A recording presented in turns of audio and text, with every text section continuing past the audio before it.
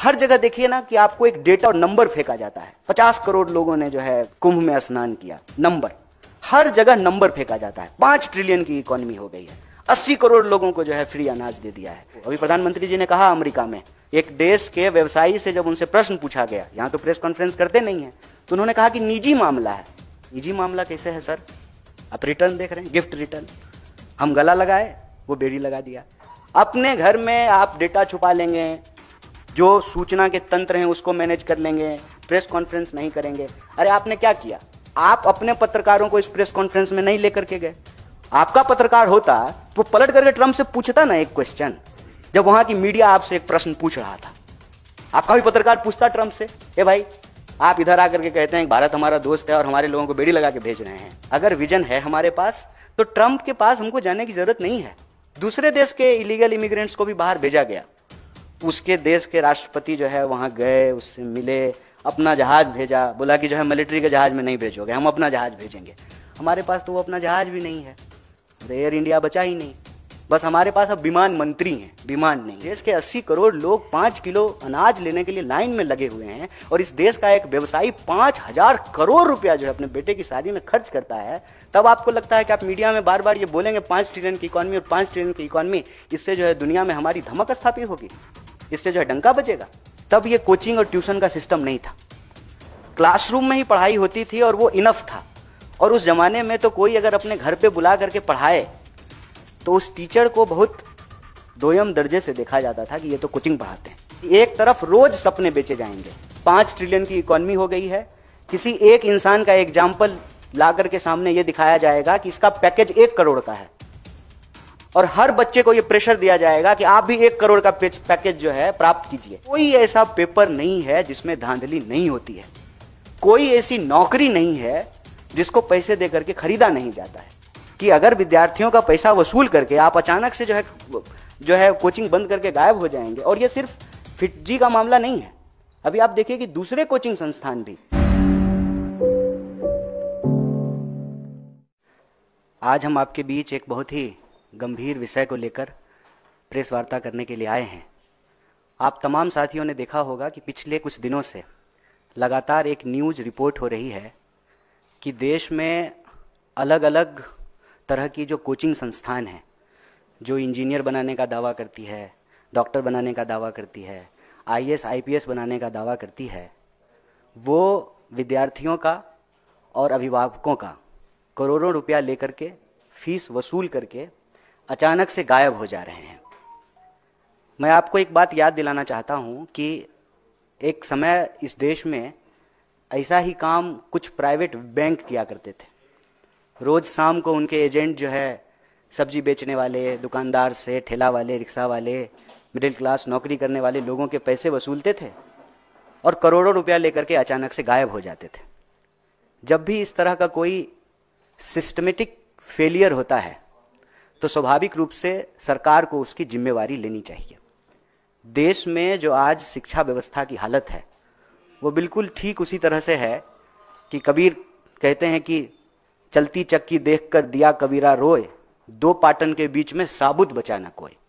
सरकार और बाजार, इस दोनों के बीच में इस देश के विद्यार्थी और इस देश का भविष्य, इस देश का नागरिक पिसता जा रहा है। और ये सारा खेल शुरू उस लॉजिक से होता है कि शिक्षा इंसान बनाने के लिए नहीं, एक कमाऊ इंसान बनाने के लिए ली जानी चाहिए और दी जानी चाहिए। बाजार का जो तर्क है कि जिसमें मुनाफा नहीं है उसका अस्तित्व नहीं होना चाहिए। शिक्षा को जब मुनाफे के नजरिए से देखने लगे, उसका नतीजा यह हुआ कि सपना बेचा जाने लगा। अंधों के शहर में आईना बेचने का जो कारोबार है, सीट पता है कि 100 है, एग्जाम देने वाले 1 करोड़ हैं, तो हम उस 100 में पहुंच जाएं, उसकी होड़ और फिर उसका कारोबार। और ये 100 सीट क्यों है? क्योंकि सरकारी व्यवस्था जो है उसमें लगातार रोज बरोज गिरावट आई। सरकारी स्कूल में पढ़ाई नहीं होगा, सरकारी अस्पताल में इलाज नहीं होगा, तो स्वाभाविक रूप से सरकारी संस्थान जो हैं वो कमजोर होंगे और उसकी जगह पे जो है निजी संस्थानों की उत्पत्ति होगी। और ये जानबूझ करके किया गया, इसलिए ताकि शिक्षा जो प्राप्त करने वाले लोग हैं वो सिटीजन ना रहें, स्टूडेंट ना रहें, उनको कंज्यूमर बना दिया जाए। और इसी कंज्यूमर सर्विस के लॉजिक के तहत देश भर में कोचिंग की बाढ़ आई। आपने दिल्ली में देखा, बेसमेंट में पढ़ते हुए जो है विद्यार्थी की मौत हो गई। और जब हम मौत की बात करते हैं, भारत में एक संस्कृति है, गांव में अगर किसी की मौत हो जाए तो किसी के घर में खाना नहीं बनता है। सामने से अगर डेड बॉडी जा रही हो तो बिना जात बिना धर्म पूछे हुए लोग उसको नमस्कार करते हैं और कहते हैं कि आत्मा को शांति मिले। लेकिन हम कितने असंवेदनशील हो गए हैं, या हमको व्यवस्था कितना असंवेदनशील बना दिया है कि हर घंटे लगभग 2 स्टूडेंट, 24 घंटे में कम से कम 28 स्टूडेंट सुसाइड कर रहे हैं। और स्थिति यह है कि इस देश में किसान आत्महत्या से नौजवान आत्महत्या ज्यादा हो चुका है। जैसे किसान आत्महत्या के पीछे सिस्टम जिम्मेवार है, उसी तरह से स्टूडेंट की आत्महत्या के लिए भी सिस्टम जिम्मेवार है। और यह सिस्टम जो स्टूडेंट को मार रहा है, एक प्रेशर कुकर बना रहा है, वो सिस्टम ऐसे बन रहा है कि एक तरफ रोज सपने बेचे जाएंगे। 5 ट्रिलियन की इकोनॉमी हो गई है। किसी एक इंसान का एग्जाम्पल ला करके सामने ये दिखाया जाएगा कि इसका पैकेज 1 करोड़ का है, और हर बच्चे को ये प्रेशर दिया जाएगा कि आप भी 1 करोड़ का पैकेज जो है प्राप्त कीजिए। कैसे प्राप्त करेंगे? सीट कितना है, कितना जो है एग्जाम हो रहा है, वैकेंसी कितनी है, free and fair transparent exam कितना होता है, रोजगार कितने उत्पन्न हो रहे हैं, इस पे कोई चर्चा नहीं होगी। रोजगार दिलाने के नाम पर कोचिंग संस्थान बनेंगे और लोगों की गाढ़ी कमाई, नौकरी करने वाले लोग उनकी सैलरी, किसान को उनके फसल से जो कमाई हुई है, जो मजदूर हैं जो रोज मजदूरी करते हैं, पेट काट करके अपने बच्चों को पढ़ा रहे हैं कि हम तो मजदूर हैं, हमारा बच्चा अच्छा इंजीनियर हो जाएगा। और अचानक रातों रात सैकड़ों दर्जनों संस्थान जो है वो बंद कर दिए जाएंगे। क्यों? क्योंकि उन्होंने मोटा फीस जो है वो वसूल लिया है माँ बाप का। और अब स्टूडेंट का क्या होगा वो स्टूडेंट जाने। और आपने देखा अभी गोरखपुर की एक लड़की जेईई की तैयारी कर रही थी और एक बड़ा ही मार्मिक पत्र जो है अपने माँ बाप के नाम लिखा, उसने सुसाइड कर लिया। और ये कोई एक बात नहीं है, मैं कह रहा हूं कि जब 24 घंटे में 28, कम से कम 28 स्टूडेंट सुसाइड कर रहे हैं, मतलब हर घंटे घड़ी का कांटा जब एक बार चक्कर घुमाए तो एक स्टूडेंट कम से कम इस देश में, देश के किसी न किसी कोने में सुसाइड कर ले रहा है। ये एक गंभीर विषय है, सरकार को इसकी जिम्मेवारी लेनी चाहिए। और शिक्षा बाजार की और मुनाफे की वस्तु नहीं है। मैं आपको याद दिलाना चाहता हूं, अभी सीबीएसई का एग्जाम हो रहा है। सीबीएसई के एग्जाम और रिजल्ट के बाद बड़े पैमाने पे विद्यार्थी सुसाइड करते थे। यूपीए की सरकार ने यह फैसला लिया कि हम किसी को पास फेल नहीं करेंगे, हम ग्रेड देंगे। और हम सब जो पढ़ लिख लिए हैं, मैं पीएचडी कर लिया हूं, आप तमाम लोग जो है अलग अलग पढ़ाई कर लिए हैं, ये रेस कभी अंत होता है क्या? 10वां फर्स्ट डिवीजन पास कर लेंगे तो सब ठीक हो जाएगा, 12वीं फर्स्ट डिवीजन पास कर लेंगे तो सब ठीक हो जाएगा, पत्रकारिता में डिप्लोमा कर लेंगे तो सब ठीक हो जाएगा, इंजीनियरिंग की पढ़ाई कर लेंगे तो सब ठीक हो जाएगा। पीएचडी करके लोगों को नौकरी नहीं मिल रही है। 45 साल में देश में सबसे ज्यादा बेरोजगारी है। इतनी बेरोजगारी हिंदुस्तान के इतिहास में आज तक नहीं था। तो यह जो व्यवस्था, सरकार और बाजार, उसके बीच में इस देश का भविष्य जो पिस रहा है, उस पर सरकार को जो है एक रेगुलेशन लाना चाहिए और इस बात को इंश्योर करना चाहिए कि जितने रिक्त पद हैं ट्रांसपेरेंट तरीके से उस पर एग्जाम हो। कोई ऐसा पेपर नहीं है जिसमें धांधली नहीं होती है, कोई ऐसी नौकरी नहीं है जिसको पैसे देकर के खरीदा नहीं जाता है। तो इस देश के भविष्य के ऊपर, इस देश के नौजवान और विद्यार्थी के ऊपर एक भारी दबाव है और एक सजग समाज के तौर पर, एक संवेदनशील देश के तौर पर इसकी सामूहिक जिम्मेवारी हम सबको लेनी चाहिए। सरकार को ये रेगुलेशन बनाना चाहिए और इस तहत हमारा कांग्रेस पार्टी की तरफ से 3 महत्वपूर्ण मांग है। पहला, आप सरकारी संस्थानों को बेहतर कीजिए। आप सरकारी संस्थानों को कमजोर करके निजी क्षेत्र को भी स्वाभाविक रूप से विकसित होने में बाधा उत्पन्न करेंगे। सरकारी संस्थान ठीक से काम करेगा, बीएसएनएल ठीक से चलेगा, तभी जियो धन धनाधन होगा। सरकारी संस्थानों को तबाह करके निजी संस्थानों को, अभी प्रधानमंत्री जी ने कहा अमेरिका में एक देश के व्यवसायी से जब उनसे प्रश्न पूछा गया, यहां तो प्रेस कॉन्फ्रेंस करते नहीं है, तो उन्होंने कहा कि निजी मामला है। निजी मामला कैसे है सर? सरकारी संस्थाएं, सार्वजनिक क्षेत्र की चीजें ठीक से फंक्शन करेगी, तभी निजी क्षेत्र की संस्थाएं और उसकी जो जिम्मेवारी है ठीक तरीके से उसका निर्वहन कर पाएंगे, पहला। और दूसरा कि इस देश में आईएएस बनाने का, इंजीनियर बनाने का, डॉक्टर बनाने का जो एक धंधा है, उसका एक रेगुलेशन होना बहुत जरूरी है। कहने का तात्पर्य यह है कि अगर कोई कोचिंग संस्थान विद्यार्थियों से और उसके अभिभावकों से पैसा वसूला है तो उसकी जिम्मेवारी है कि वो उस कोर्स को पूरा करे। अगर वो उस पे कोर्स को पूरा नहीं करते हैं तो एक तरह का स्कैम है, एक तरह का घोटाला है। सरकार को जो है यह अनियंत्रित जो व्यवसाय है लोगों को बेवकूफ बनाने का, उसको जो है नियंत्रित करना चाहिए।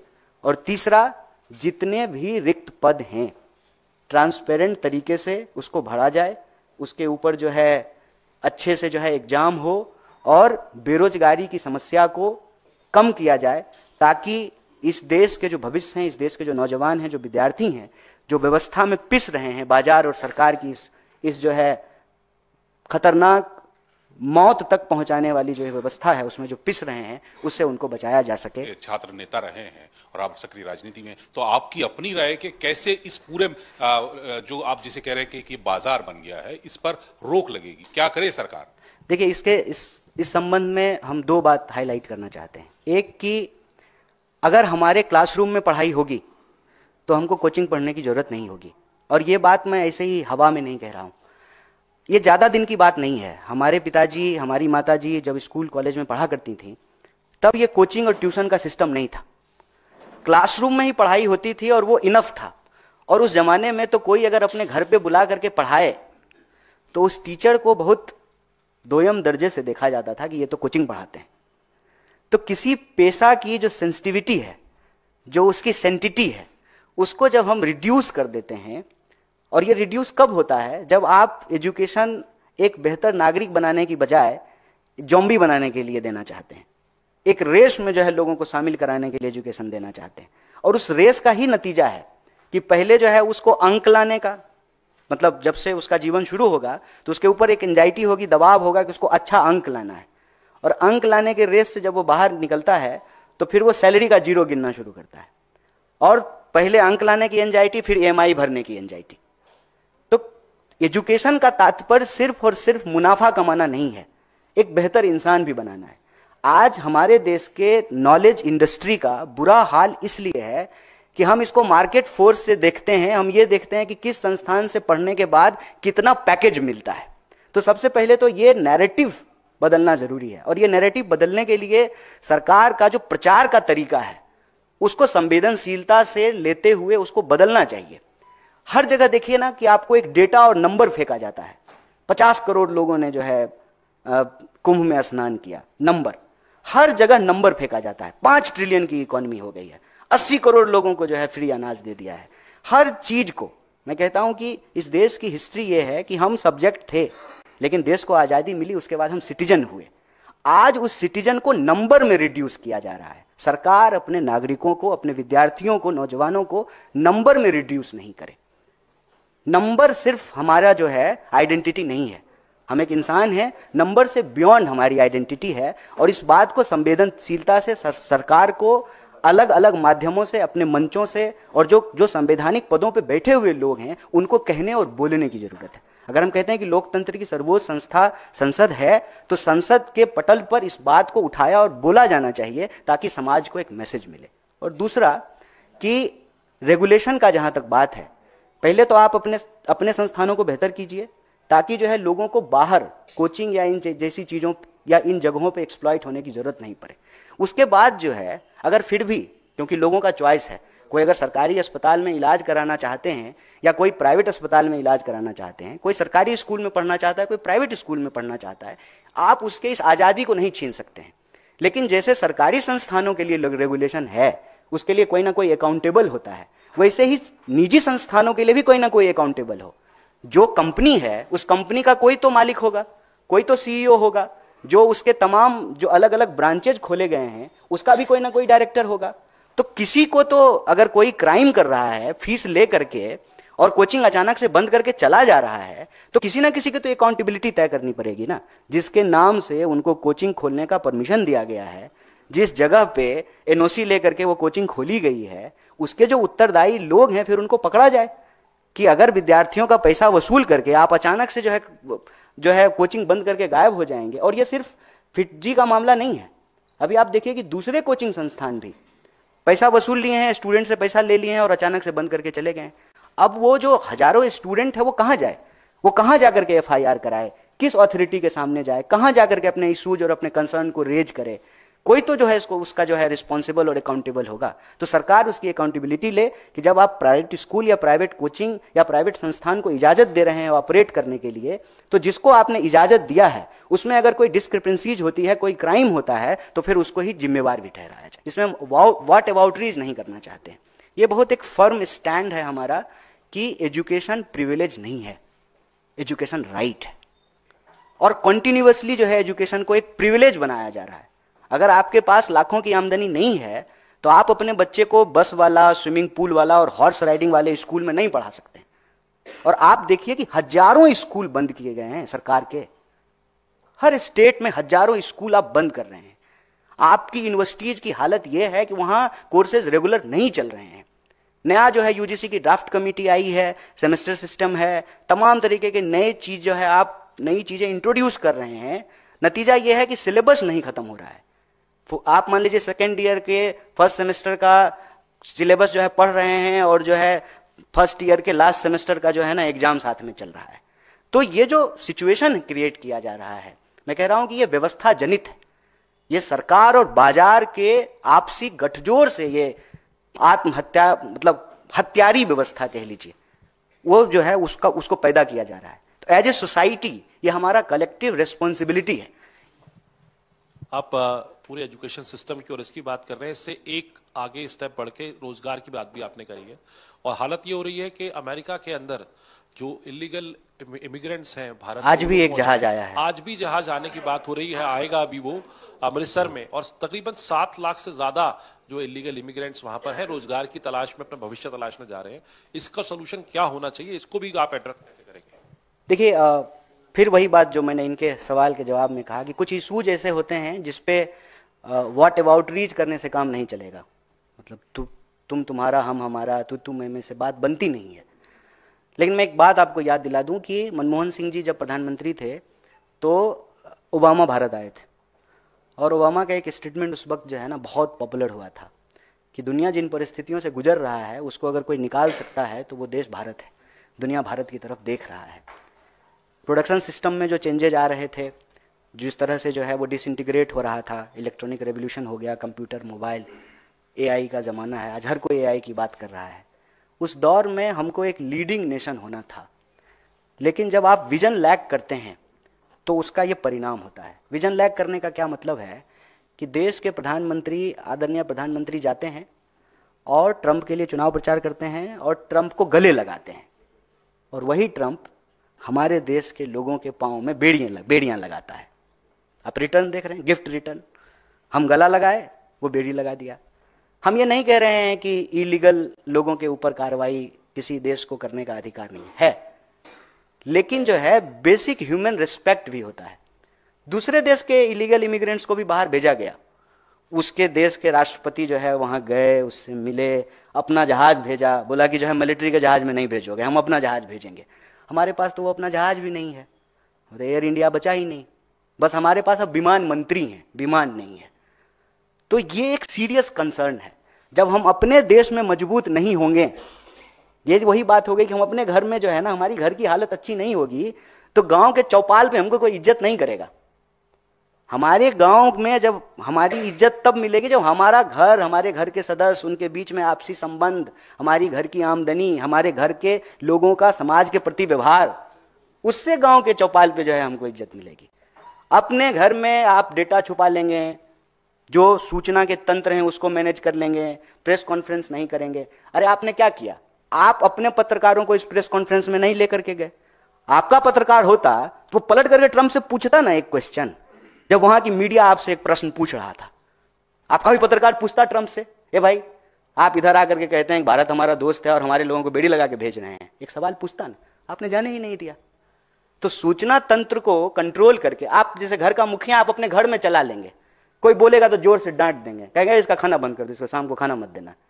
लेकिन गांव की चौपाल पे आपको इज्जत तो आपके घर की हालत से मिलेगी ना। हमारी इकोनॉमी अगर सही तरीके से फ्लोरिश करेगी, 8 का क्राइसिस, इसीलिए मैंने आपको ओबामा का वो विजिट याद दिलाया, दुनिया भर में 8 की क्राइसिस थी और 8 के क्राइसिस में जो मंदी थी, भारत जो है फ्लोरिश करता रहा। हमारे ऊपर फर्क नहीं पड़ा क्योंकि कल्चरली हमारा बचाने का स्वभाव है। हम लोग क्या करते हैं, अगर 2 रोटी कमाते हैं तो 1 रोटी बचाते हैं फ्यूचर के लिए, भविष्य के लिए। पुराने जमाने में 5 जो है ना घड़ा रखा रहता था, घर में 1-1 मुट्ठी अनाज सब में रखा जाता था, फिर खाना बनाया जाता था। बचाने की प्रवृत्ति है हमारी भारतीय होने के चलते, और वो बचाने की प्रवृत्ति के चलते हमारी इकोनॉमी सर्वाइव कर गई। अगर हमारे देश के किसान आत्महत्या कर रहे हैं, हमारे देश के जवान आत्महत्या कर रहे हैं, अगर इस देश के 80 करोड़ लोग 5 किलो अनाज लेने के लिए लाइन में लगे हुए हैं, और इस देश का एक व्यवसायी 5,000 करोड़ रुपया जो है अपने बेटे की शादी में खर्च करता है, तब आपको लगता है कि आप मीडिया में बार बार ये बोलेंगे 5 ट्रिलियन की इकोनॉमी और 5 ट्रिलियन की इकोनॉमी, इससे जो है दुनिया में हमारी धमक स्थापित होगी, इससे जो है डंका बजेगा? नहीं बजेगा। भारत के लोगों को अपमानित किया जाएगा और वही किया जा रहा है। इसी से निकलने का रास्ता है कि हम अपने देश के एजुकेशन सिस्टम को बेटर करें, हम अपने देश के नौजवान जो हमारी सबसे बड़ी शक्ति है उसका सकारात्मक और रचनात्मक तरीके से इस्तेमाल करें, इस देश के जो प्रोडक्शन सिस्टम है उसको हम मजबूत करें, जो वर्ल्ड इकोनॉमी में, वर्ल्ड कंपटीशन में जाकर के कहीं स्टैंड करें। मुझे बताइए कि लुधियाना और सूरत का कपड़ा क्या जो है वर्ल्ड इकोनॉमी में कंपटीशन नहीं कर रहा था? कर रहा था। क्या हमारा आम, हमारा केला, हमारी चाय, हमारी कॉफ़ी जो है, हमारा चमड़ा, हमारी टेक्नोलॉजी, हमारे सॉफ्टवेयर इंजीनियर, हमारा जो है इसरो, क्या हम वर्ल्ड में कंपटीशन नहीं दे रहे थे? क्या हमारे पास जो है फ्री मीडिया नहीं था? क्या हमारे पास जो है डेमोक्रेटिक इंस्टीट्यूशंस नहीं है? लार्जेस्ट डेमोक्रेसी है इंडिया का। सब कुछ होते हुए भी अगर हम कुछ लैग कर रहे हैं तो वो है विजन। अगर विजन है हमारे पास तो ट्रंप के पास हमको जाने की जरूरत नहीं है। मैं एक छोड़िए बाहर की बात छोड़ देते हैं, हम देश का समझते हैं, उससे समझ में आएगी। बिहार के लोग पंजाब क्यों काम करने के लिए जाते हैं? पंजाब के लोग क्यों नहीं जाते हैं बिहार काम करने के लिए? क्यों? क्योंकि बिहार की इकोनॉमी पंजाब की इकोनॉमी के मुकाबले बेहतर नहीं कर रही है। अगर बिहार की इकोनॉमी बेहतर करने लगेगी तो पंजाब के लोग बिहार काम करने के लिए आएंगे। यही स्थिति आप दुनिया के ऊपर लागू करके देख लीजिए। क्यों हमारे नौजवानों को छुप करके इलीगल तरीके से दूसरे देश में जाना पड़ रहा है? क्योंकि हमारे देश में रोजगार नहीं है। और आपको मैं बताऊं कि इससे ज्यादा गंभीर स्थिति क्या है। जब गाजा में लड़ाई हो रही थी तो हमारे देश के नौजवान जो है ठेके पे लड़ने के लिए गए। यूक्रेन की जब लड़ाई हो रही थी रशिया की, तो जबरदस्ती एक कंपनी में नौकरी देने के नाम पे कुछ लोगों को बेवकूफ बना करके, और वहां जब गए तो उनको आर्मी का ड्रेस पहना करके लड़ने के लिए भेज दिया। ये जो स्थिति है ये चिंताजनक है। रोजगार की जो बेरोजगारी की स्थिति है वो चिंताजनक है, और इस व्यवस्था जनित प्रेशर के चलते जो नौजवानों की आत्महत्या हो रही है वो चिंताजनक है। इस पर सरकार को एक ठोस काम करने की जरूरत है।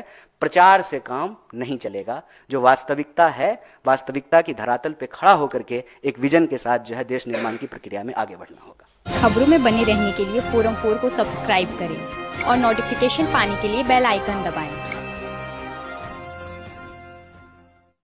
हर जगह देखिए ना कि आपको एक डेटा और नंबर फेंका जाता है। 50 करोड़ लोगों ने जो है कुंभ में स्नान किया, नंबर, हर जगह नंबर फेंका जाता है। 5 ट्रिलियन की इकोनॉमी हो गई है, 80 करोड़ लोगों को जो है फ्री अनाज दे दिया है। अभी प्रधानमंत्री जी ने कहा अमेरिका में एक देश के व्यवसायी से जब उनसे प्रश्न पूछा गया, यहाँ तो प्रेस कॉन्फ्रेंस करते नहीं है, तो उन्होंने कहा कि निजी मामला है। निजी मामला कैसे है सर? आप रिटर्न देख रहे हैं, गिफ्ट रिटर्न। हम गला लगाए, वो बेड़ी लगा दिया। अपने घर में आप डेटा छुपा लेंगे, जो सूचना के तंत्र हैं उसको मैनेज कर लेंगे, प्रेस कॉन्फ्रेंस नहीं करेंगे। अरे आपने क्या किया? आप अपने पत्रकारों को इस प्रेस कॉन्फ्रेंस में नहीं लेकर के गए। आपका पत्रकार होता तो पलट करके ट्रंप से पूछता ना एक क्वेश्चन, जब वहां की मीडिया आपसे एक प्रश्न पूछ रहा था। आपका भी पत्रकार पूछता ट्रंप से, ए भाई आप इधर आकर के कहते हैं भारत हमारा दोस्त है और हमारे लोगों को बेड़ी लगा के भेज रहे हैं। अगर विजन है हमारे पास तो ट्रंप के पास हमको जाने की जरूरत नहीं है। दूसरे देश के इलीगल इमिग्रेंट्स को भी बाहर भेजा गया। उसके देश के राष्ट्रपति जो है वहां गए, उससे मिले, अपना जहाज भेजा, बोला कि जो है मिलिट्री के जहाज में नहीं भेजोगे, हम अपना जहाज भेजेंगे। हमारे पास तो वो अपना जहाज भी नहीं है, एयर इंडिया बचा ही नहीं। बस हमारे पास अब विमान मंत्री हैं, विमान नहीं। देश के 80 करोड़ लोग 5 किलो अनाज लेने के लिए लाइन में लगे हुए हैं, और इस देश का एक व्यवसायी 5,000 करोड़ रुपया जो है अपने बेटे की शादी में खर्च करता है।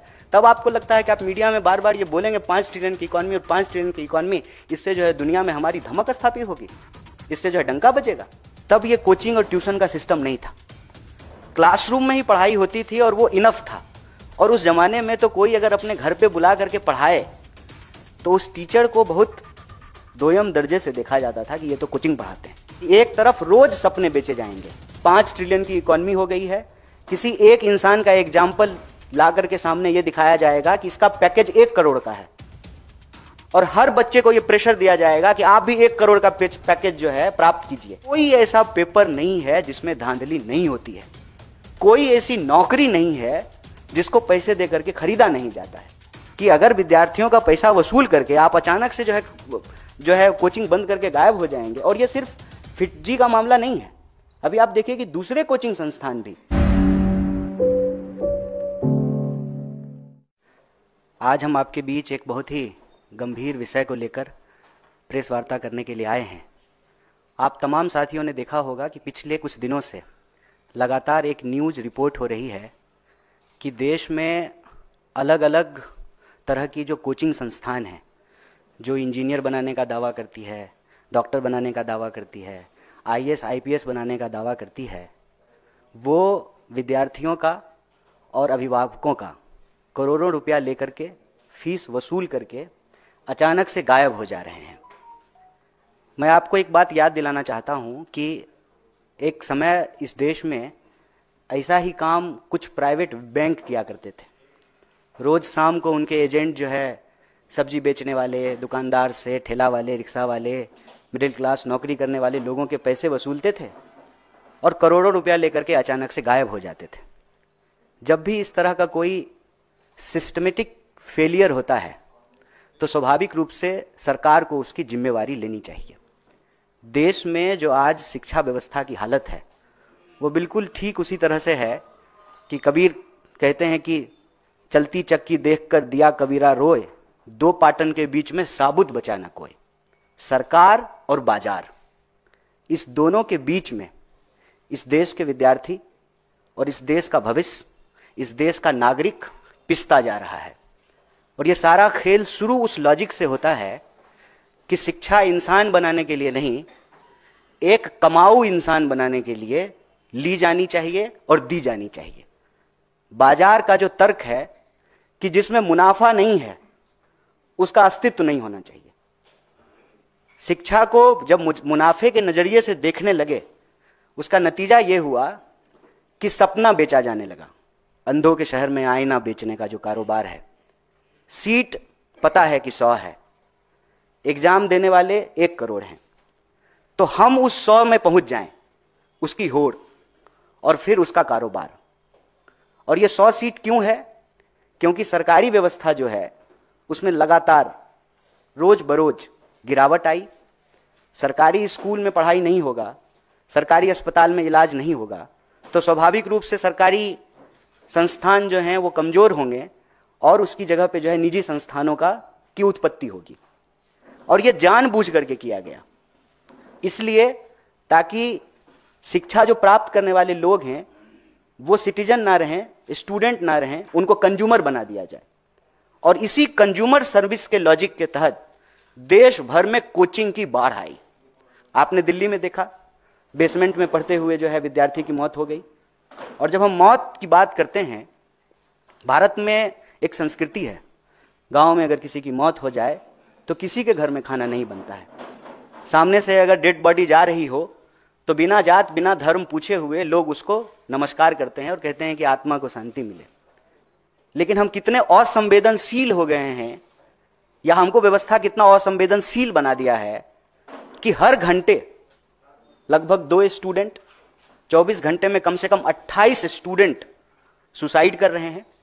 और स्थिति यह है कि इस देश में किसान आत्महत्या से नौजवान आत्महत्या ज्यादा हो चुका है। जैसे किसान आत्महत्या के पीछे सिस्टम जिम्मेवार है, उसी तरह से स्टूडेंट की आत्महत्या के लिए भी सिस्टम जिम्मेवार है। और यह सिस्टम जो स्टूडेंट को मार रहा है, एक प्रेशर कुकर बना रहा है, वो सिस्टम ऐसे बन रहा है कि एक तरफ रोज सपने बेचे जाएंगे। 5 ट्रिलियन की इकोनॉमी हो गई है। किसी एक इंसान का एग्जाम्पल ला करके सामने ये दिखाया जाएगा कि इसका पैकेज 1 करोड़ का है और हर बच्चे को ये प्रेशर दिया जाएगा कि आप भी 1 करोड़ का पैकेज जो है प्राप्त कीजिए। कैसे प्राप्त करेंगे? सीट कितना है, कितना जो है एग्जाम हो रहा है, वैकेंसी कितनी है, free and fair transparent exam कितना होता है, रोजगार कितने उत्पन्न हो रहे हैं, इस पे कोई चर्चा नहीं होगी। रोजगार दिलाने के नाम पर कोचिंग संस्थान बनेंगे और लोगों की गाढ़ी कमाई, नौकरी करने वाले लोग उनकी सैलरी, किसान को उनके फसल से जो कमाई हुई है, जो मजदूर हैं जो रोज मजदूरी करते हैं, पेट काट करके अपने बच्चों को पढ़ा रहे हैं कि हम तो मजदूर हैं, हमारा बच्चा अच्छा इंजीनियर हो जाएगा, और अचानक रातों रात सैकड़ों दर्जनों संस्थान जो है वो बंद कर दिए जाएंगे। क्यों? क्योंकि उन्होंने मोटा फीस जो है वो वसूल लिया है माँ बाप का, और अब स्टूडेंट का क्या होगा वो स्टूडेंट जाने। और आपने देखा अभी गोरखपुर की एक लड़की जेईई की तैयारी कर रही थी और एक बड़ा ही मार्मिक पत्र जो है अपने माँ बाप के नाम लिखा, उसने सुसाइड कर लिया। और ये कोई एक बात नहीं है, मैं कह रहा हूं कि जब 24 घंटे में 28, कम से कम 28 स्टूडेंट सुसाइड कर रहे हैं, मतलब हर घंटे घड़ी का कांटा जब एक बार चक्कर घुमाए तो एक स्टूडेंट कम से कम इस देश में, देश के किसी न किसी कोने में सुसाइड कर ले रहा है। ये एक गंभीर विषय है, सरकार को इसकी जिम्मेवारी लेनी चाहिए। और शिक्षा बाजार की और मुनाफे की वस्तु नहीं है। मैं आपको याद दिलाना चाहता हूं, अभी सीबीएसई का एग्जाम हो रहा है। सीबीएसई के एग्जाम और रिजल्ट के बाद बड़े पैमाने पे विद्यार्थी सुसाइड करते थे। यूपीए की सरकार ने यह फैसला लिया कि हम किसी को पास फेल नहीं करेंगे, हम ग्रेड देंगे। और हम सब जो पढ़ लिख लिए हैं, मैं पीएचडी कर लिया हूं, आप तमाम लोग जो है अलग अलग पढ़ाई कर लिए हैं, ये रेस कभी अंत होता है क्या? 10वां फर्स्ट डिवीजन पास कर लेंगे तो सब ठीक हो जाएगा, 12वीं फर्स्ट डिवीजन पास कर लेंगे तो सब ठीक हो जाएगा, पत्रकारिता में डिप्लोमा कर लेंगे तो सब ठीक हो जाएगा, इंजीनियरिंग की पढ़ाई कर लेंगे तो सब ठीक हो जाएगा। पीएचडी करके लोगों को नौकरी नहीं मिल रही है। 45 साल में देश में सबसे ज्यादा बेरोजगारी है। इतनी बेरोजगारी हिंदुस्तान के इतिहास में आज तक नहीं था। तो यह जो व्यवस्था सरकार और बाजार, उसके बीच में इस देश का भविष्य जो पिस रहा है, उस पर सरकार को जो है एक रेगुलेशन लाना चाहिए और इस बात को इंश्योर करना चाहिए कि जितने रिक्त पद हैं ट्रांसपेरेंट तरीके से उस पर एग्जाम हो। कोई ऐसा पेपर नहीं है जिसमें धांधली नहीं होती है, कोई ऐसी नौकरी नहीं है जिसको पैसे देकर के खरीदा नहीं जाता है। तो इस देश के भविष्य के ऊपर, इस देश के नौजवान और विद्यार्थी के ऊपर एक भारी दबाव है और एक सजग समाज के तौर पर, एक संवेदनशील देश के तौर पर इसकी सामूहिक जिम्मेवारी हम सबको लेनी चाहिए। सरकार को ये रेगुलेशन बनाना चाहिए और इस तहत हमारा कांग्रेस पार्टी की तरफ से 3 महत्वपूर्ण मांग है। पहला, आप सरकारी संस्थानों को बेहतर कीजिए। आप सरकारी संस्थानों को कमजोर करके निजी क्षेत्र को भी स्वाभाविक रूप से विकसित होने में बाधा उत्पन्न करेंगे। सरकारी संस्थान ठीक से काम करेगा, बीएसएनएल ठीक से चलेगा, तभी जियो धन धनाधन होगा। सरकारी संस्थानों को तबाह करके निजी संस्थानों को, अभी प्रधानमंत्री जी ने कहा अमेरिका में एक देश के व्यवसायी से जब उनसे प्रश्न पूछा गया, यहां तो प्रेस कॉन्फ्रेंस करते नहीं है, तो उन्होंने कहा कि निजी मामला है। निजी मामला कैसे है सर? सरकारी संस्थाएं, सार्वजनिक क्षेत्र की चीजें ठीक से फंक्शन करेगी तभी निजी क्षेत्र की संस्थाएं और उसकी जो जिम्मेवारी है ठीक तरीके से उसका निर्वहन कर पाएंगे, पहला। और दूसरा कि इस देश में आईएएस बनाने का, इंजीनियर बनाने का, डॉक्टर बनाने का जो एक धंधा है, उसका एक रेगुलेशन होना बहुत जरूरी है। कहने का तात्पर्य यह है कि अगर कोई कोचिंग संस्थान विद्यार्थियों से और उसके अभिभावकों से पैसा वसूला है तो उसकी जिम्मेवारी है कि वो उस कोर्स को पूरा करे। अगर वो उस पे कोर्स को पूरा नहीं करते हैं तो एक तरह का स्कैम है, एक तरह का घोटाला है। सरकार को जो है यह अनियंत्रित जो व्यवसाय है लोगों को बेवकूफ बनाने का, उसको जो है नियंत्रित करना चाहिए। और तीसरा, जितने भी रिक्त पद हैं ट्रांसपेरेंट तरीके से उसको भरा जाए, उसके ऊपर जो है अच्छे से जो है एग्जाम हो और बेरोजगारी की समस्या को कम किया जाए, ताकि इस देश के जो भविष्य हैं, इस देश के जो नौजवान हैं, जो विद्यार्थी हैं, जो व्यवस्था में पिस रहे हैं, बाजार और सरकार की इस जो है खतरनाक मौत तक पहुंचाने वाली जो व्यवस्था है उसमें जो पिस रहे हैं, उससे उनको बचाया जा सके। छात्र नेता रहे हैं और आप सक्रिय राजनीति में, तो आपकी अपनी राय कि कैसे इस पूरे जो आप जिसे कह रहे हैं कि बाजार बन गया है, इस पर रोक लगेगी, क्या करे सरकार? देखिए, इस संबंध में हम 2 बात हाईलाइट करना चाहते हैं। एक कि अगर हमारे क्लासरूम में पढ़ाई होगी तो हमको कोचिंग पढ़ने की जरूरत नहीं होगी। और ये बात मैं ऐसे ही हवा में नहीं कह रहा हूं, ये ज्यादा दिन की बात नहीं है। हमारे पिताजी, हमारी माताजी जब स्कूल कॉलेज में पढ़ा करती थी तब ये कोचिंग और ट्यूशन का सिस्टम नहीं था। क्लासरूम में ही पढ़ाई होती थी और वो इनफ था। और उस जमाने में तो कोई अगर अपने घर पे बुला करके पढ़ाए तो उस टीचर को बहुत दोयम दर्जे से देखा जाता था कि ये तो कोचिंग पढ़ाते हैं। तो किसी पेशा की जो सेंसिटिविटी है, जो उसकी सेंटिटी है, उसको जब हम रिड्यूस कर देते हैं, और ये रिड्यूस कब होता है, जब आप एजुकेशन एक बेहतर नागरिक बनाने की बजाय जॉम्बी बनाने के लिए देना चाहते हैं, एक रेस में जो है लोगों को शामिल कराने के लिए एजुकेशन देना चाहते हैं। और उस रेस का ही नतीजा है कि पहले जो है उसको अंक लाने का, मतलब जब से उसका जीवन शुरू होगा तो उसके ऊपर एक एंजाइटी होगी, दबाव होगा कि उसको अच्छा अंक लाना है। और अंक लाने के रेस से जब वो बाहर निकलता है तो फिर वो सैलरी का जीरो गिनना शुरू करता है। और पहले अंक लाने की एंजाइटी, फिर ईएमआई भरने की एंजाइटी। तो एजुकेशन का तात्पर्य सिर्फ और सिर्फ मुनाफा कमाना नहीं है, एक बेहतर इंसान भी बनाना है। आज हमारे देश के नॉलेज इंडस्ट्री का बुरा हाल इसलिए है कि हम इसको मार्केट फोर्स से देखते हैं। हम ये देखते हैं कि किस संस्थान से पढ़ने के बाद कितना पैकेज मिलता है। तो सबसे पहले तो ये नैरेटिव बदलना जरूरी है, और ये नैरेटिव बदलने के लिए सरकार का जो प्रचार का तरीका है उसको संवेदनशीलता से लेते हुए उसको बदलना चाहिए। हर जगह देखिए ना कि आपको एक डेटा और नंबर फेंका जाता है। 50 करोड़ लोगों ने जो है कुंभ में स्नान किया, नंबर, हर जगह नंबर फेंका जाता है। 5 ट्रिलियन की इकोनॉमी हो गई है, 80 करोड़ लोगों को जो है फ्री अनाज दे दिया है। हर चीज को मैं कहता हूं कि इस देश की हिस्ट्री ये है कि हम सब्जेक्ट थे, लेकिन देश को आजादी मिली, उसके बाद हम सिटीजन हुए। आज उस सिटीजन को नंबर में रिड्यूस किया जा रहा है। सरकार अपने नागरिकों को, अपने विद्यार्थियों को, नौजवानों को नंबर में रिड्यूस नहीं करे। नंबर सिर्फ हमारा जो है आइडेंटिटी नहीं है, हम एक इंसान है, नंबर से बियॉन्ड हमारी आइडेंटिटी है। और इस बात को संवेदनशीलता से सरकार को अलग अलग माध्यमों से, अपने मंचों से, और जो संवैधानिक पदों पे बैठे हुए लोग हैं उनको कहने और बोलने की जरूरत है। अगर हम कहते हैं कि लोकतंत्र की सर्वोच्च संस्था संसद है, तो संसद के पटल पर इस बात को उठाया और बोला जाना चाहिए ताकि समाज को एक मैसेज मिले। और दूसरा कि रेगुलेशन का जहां तक बात है, पहले तो आप अपने संस्थानों को बेहतर कीजिए ताकि जो है लोगों को बाहर कोचिंग या इन जैसी चीज़ों या इन जगहों पे एक्सप्लॉइट होने की जरूरत नहीं पड़े। उसके बाद जो है अगर फिर भी, क्योंकि लोगों का चॉइस है, कोई अगर सरकारी अस्पताल में इलाज कराना चाहते हैं या कोई प्राइवेट अस्पताल में इलाज कराना चाहते हैं, कोई सरकारी स्कूल में पढ़ना चाहता है, कोई प्राइवेट स्कूल में पढ़ना चाहता है, आप उसके इस आज़ादी को नहीं छीन सकते हैं। लेकिन जैसे सरकारी संस्थानों के लिए रेगुलेशन है, उसके लिए कोई ना कोई अकाउंटेबल होता है, वैसे ही निजी संस्थानों के लिए भी कोई ना कोई अकाउंटेबल हो।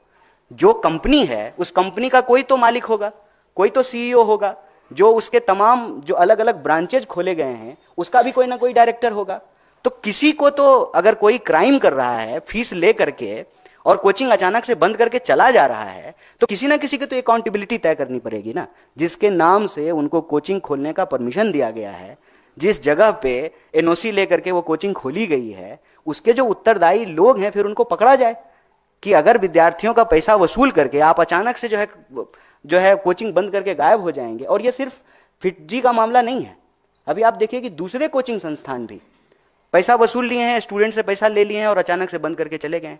अब वो जो हजारों स्टूडेंट है वो कहाँ जाए, वो कहाँ जाकर के एफआईआर कराए, किस अथॉरिटी के सामने जाए, कहाँ जाकर के अपने इश्यूज और अपने कंसर्न को रेज करे। कोई तो जो है इसको उसका जो है रिस्पॉन्सिबल और अकाउंटेबल होगा। तो सरकार उसकी अकाउंटेबिलिटी ले कि जब आप प्राइवेट स्कूल या प्राइवेट कोचिंग या प्राइवेट संस्थान को इजाजत दे रहे हैं ऑपरेट करने के लिए, तो जिसको आपने इजाजत दिया है उसमें अगर कोई डिस्क्रिपेंसीज होती है, कोई क्राइम होता है, तो फिर उसको ही जिम्मेवार भी ठहराया जाए। इसमें हम व्हाट अबाउटरीज नहीं करना चाहते। ये बहुत एक फर्म स्टैंड है हमारा कि एजुकेशन प्रिविलेज नहीं है, एजुकेशन राइट है। और कंटिन्यूअसली जो है एजुकेशन को एक प्रिविलेज बनाया जा रहा है। अगर आपके पास लाखों की आमदनी नहीं है तो आप अपने बच्चे को बस वाला, स्विमिंग पूल वाला और हॉर्स राइडिंग वाले स्कूल में नहीं पढ़ा सकते। और आप देखिए कि हजारों स्कूल बंद किए गए हैं सरकार के, हर स्टेट में हजारों स्कूल आप बंद कर रहे हैं। आपकी यूनिवर्सिटीज की हालत यह है कि वहां कोर्सेज रेगुलर नहीं चल रहे हैं। नया जो है यूजीसी की ड्राफ्ट कमेटी आई है, सेमेस्टर सिस्टम है, तमाम तरीके के नए चीज जो है आप नई चीजें इंट्रोड्यूस कर रहे हैं। नतीजा यह है कि सिलेबस नहीं खत्म हो रहा है। आप मान लीजिए सेकेंड ईयर के फर्स्ट सेमेस्टर का सिलेबस जो है पढ़ रहे हैं और जो है फर्स्ट ईयर के लास्ट सेमेस्टर का जो है ना एग्जाम साथ में चल रहा है। तो ये जो सिचुएशन क्रिएट किया जा रहा है, मैं कह रहा हूं कि ये व्यवस्था जनित है। ये सरकार और बाजार के आपसी गठजोड़ से ये आत्महत्या मतलब हत्यारी व्यवस्था कह लीजिए, वो जो है उसको पैदा किया जा रहा है। तो एज ए सोसाइटी ये हमारा कलेक्टिव रिस्पॉन्सिबिलिटी है। आप पूरे एजुकेशन सिस्टम की और इसकी बात कर रहे हैं, इससे एक आगे स्टेप बढ़ के रोजगार की बात भी आपने करी है। और हालत ये हो रही है कि अमेरिका के अंदर जो इलीगल इमिग्रेंट्स हैं भारत, आज भी एक जहाज आया है, आज भी जहाज आने की बात हो रही है, आएगा अभी वो अमृतसर में, और तकरीबन 7 लाख से ज्यादा जो इलीगल इमिग्रेंट्स वहां पर हैं, रोजगार की तलाश में, अपना भविष्य तलाशने जा रहे हैं। इसका सोल्यूशन क्या होना चाहिए, इसको भी आप एड्रेस कैसे करेंगे? देखिए फिर वही बात जो मैंने इनके सवाल के जवाब में कहा कि कुछ इशूज ऐसे होते हैं जिसपे व्हाट अबाउट रीच करने से काम नहीं चलेगा। मतलब तुम तुम्हारा, हम हमारा, तू मैं से बात बनती नहीं है। लेकिन मैं एक बात आपको याद दिला दूं कि मनमोहन सिंह जी जब प्रधानमंत्री थे तो ओबामा भारत आए थे, और ओबामा का एक स्टेटमेंट उस वक्त जो है ना बहुत पॉपुलर हुआ था कि दुनिया जिन परिस्थितियों से गुजर रहा है उसको अगर कोई निकाल सकता है तो वो देश भारत है। दुनिया भारत की तरफ देख रहा है।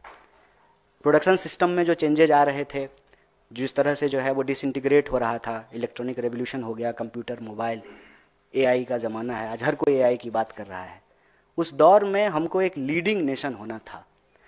लेकिन जब आप विजन लैक करते हैं तो उसका ये परिणाम होता है। विजन लैक करने का क्या मतलब है कि देश के प्रधानमंत्री, आदरणीय प्रधानमंत्री जाते हैं और ट्रंप के लिए चुनाव प्रचार करते हैं और ट्रंप को गले लगाते हैं, और वही ट्रंप हमारे देश के लोगों के पाँव में बेड़ियां लगाता है।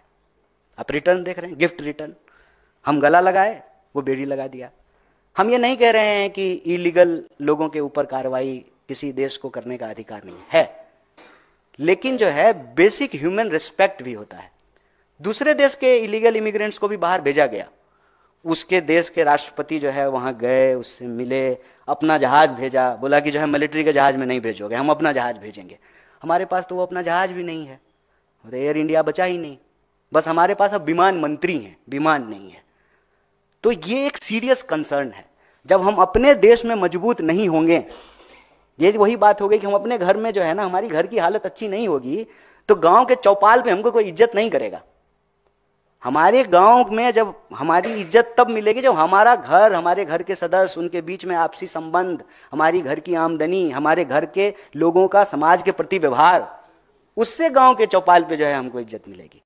अपने घर में आप डेटा छुपा लेंगे, जो सूचना के तंत्र हैं उसको मैनेज कर लेंगे, प्रेस कॉन्फ्रेंस नहीं करेंगे। अरे आपने क्या किया? आप अपने पत्रकारों को इस प्रेस कॉन्फ्रेंस में नहीं लेकर के गए।